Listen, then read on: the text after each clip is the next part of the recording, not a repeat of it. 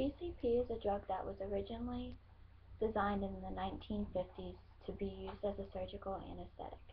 It was used on patients when they were going into surgery, and it gave them a trance-like, out-of-body and out-of-environment experience.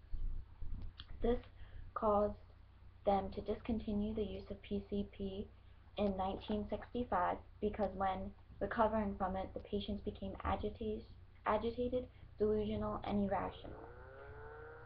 It became known as a Schedule II drug, which doesn't have any medical value any longer in the United States.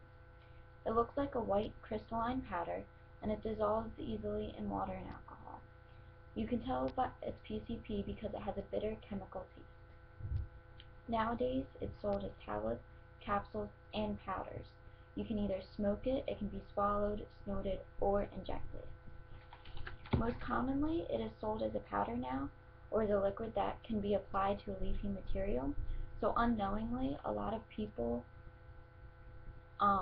get PCP when they smoke marijuana because it can be put on the outside of the leaf, and you would never know it until afterwards because you would start feeling some of the effects.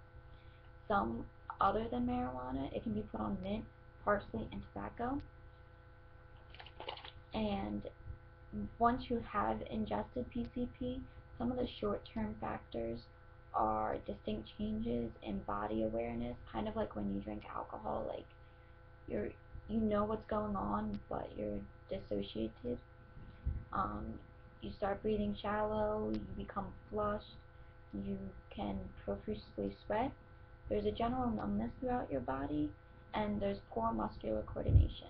This is short-term effects, and it also can be found in low doses when taking PCP. In higher doses, you will experience hallucinations, seizures, death, vomiting, and paranoia. And in teens taking PCP, it can interfere with their hormones, which can stunt both their learning and their growth. Some long-term effects is becoming addicted to PCP.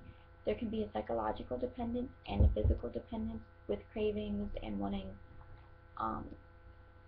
your next dose of PCP. This leads to memory loss, and it can lead to a lot of mood disorders that people can develop over time.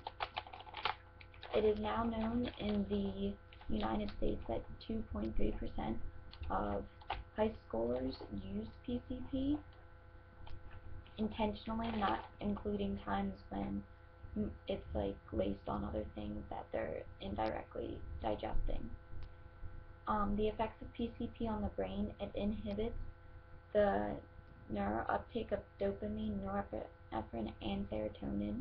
It blocks the NMDA receptors, and you can go through withdrawal from it, and the withdrawal can happen as soon as you take like the last day of your last hit, and it can last up to 3 months.